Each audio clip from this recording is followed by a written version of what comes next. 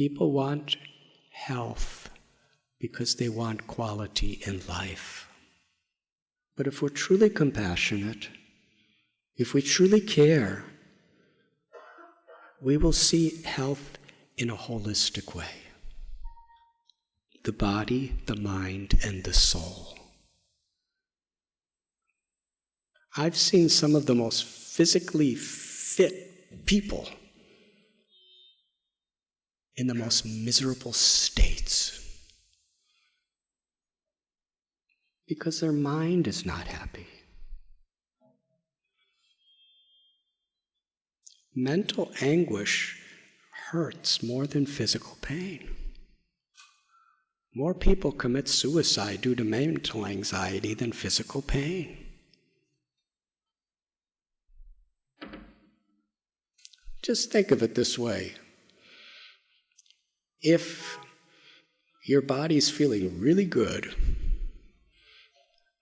but you're mentally distraught, you feel betrayed, you feel cheated, you feel angry, you feel depressed, can your physical health give you any happiness? But if you're really feeling happy within, even if you're physically in a very difficult situation, you're happy. Because happiness is something that happens within our heart, not out there. One of my dear friends, she was dying of cancer in London. She was a very powerful lady, always an activist in whatever she did. She always wanted to help people, and she especially liked to stand up for the people who were being pushed down by others. And here she was, laying on her deathbed with cancer, paralyzed from her waist down. She had to be spoon-fed by her husband. Her husband was cleaning her excrement. And she was going to die in a couple days.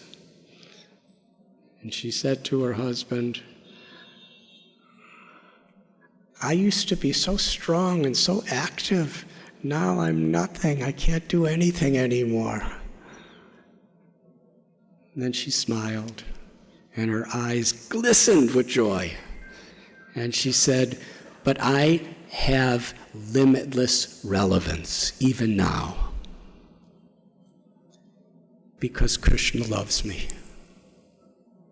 And nothing could take that love away from me. Not even death can take that love away from me, because I feel it and I know it.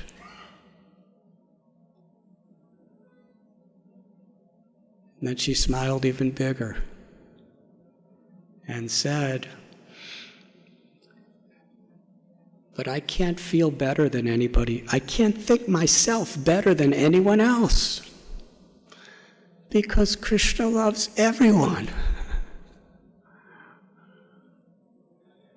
When we experience the awakening of our soul, the awakening of our love, then we don't have to compare ourselves to others. So does that mean we will not be competitive? We will be competitive, but in a healthy way. Not to push others down, but to lift everybody else with us. Who's more motivated? A person in business who's prompted by greed, or a mother who's prompted by love? The mother will work 24 hours a day for her child, not expect prestige. And usually the child just, if it's a baby child, just kicks her and passes all kinds of stuff on her. What is she getting? She's getting the fulfillment of giving. Whether we're politicians, whether we're in business, whether were swamis or sadhus, or whether they were mothers or fathers or educators,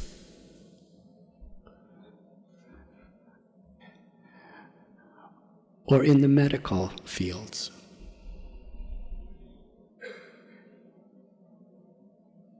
True yoga is when our actions and our words, our profession, how we raise our families is an expression of the great wealth that we have within ourselves. This may sound like something so lofty and so surrealistic and so unapproachable, but that's the problem. It seems that way. Why? Because we're just so disconnected from what's the inseparable nature of who we are. It's the closest thing to us, the greatest wealth.